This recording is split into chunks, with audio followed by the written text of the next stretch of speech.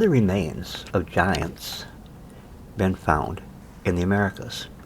Well, not only in the Americas, but around the world.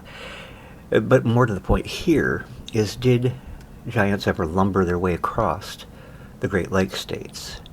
Now, there are many articles that indicate that at some point giants did live here in what we call Michigan today.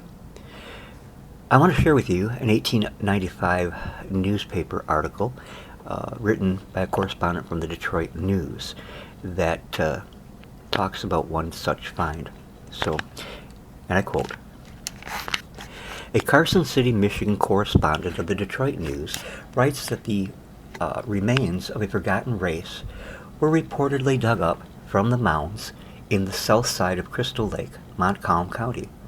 One contained 5 skeletons and the other 3. In the first mound was an earthen tablet, 5 inches long, 4 inches wide, and ½ inch thick. It was divided into 4 quarters. On one of them were inscribed curious characters. The skeletons were arranged in the same relative positions so far as the mound was concerned.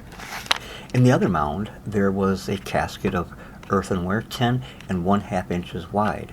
The cover bore various inscriptions. The characters found upon the tablets were also prominent upon the casket. Upon opening the casket, a copper coin about the size of a 2-cent piece was revealed, together with several stone types with which the inscriptions or marks upon both tablets and caskets had evidently been made. There were also 2 pipes, one of stone and the other of pottery, and apparently of the same material as the casket.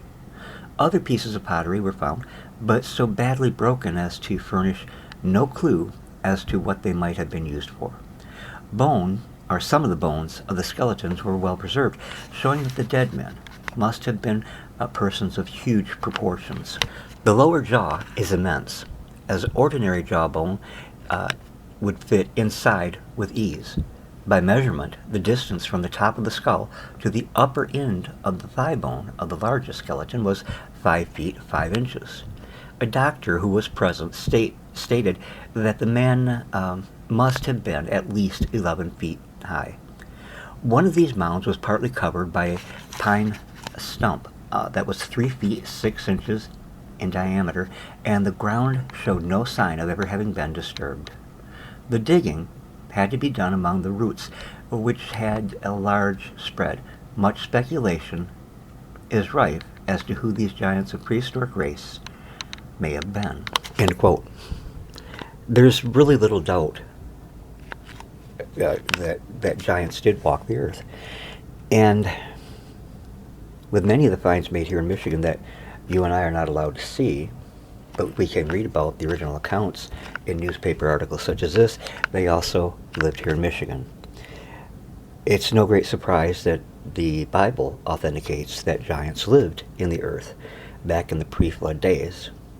So I thought this was an interesting article. I will be pursuing the subject in more detail later. I hope you enjoyed this historic Michigan moment. Please, if you did, subscribe. Click that bell icon so you'll be notified of any new videos uploaded to my channel. And thank you for listening. God bless.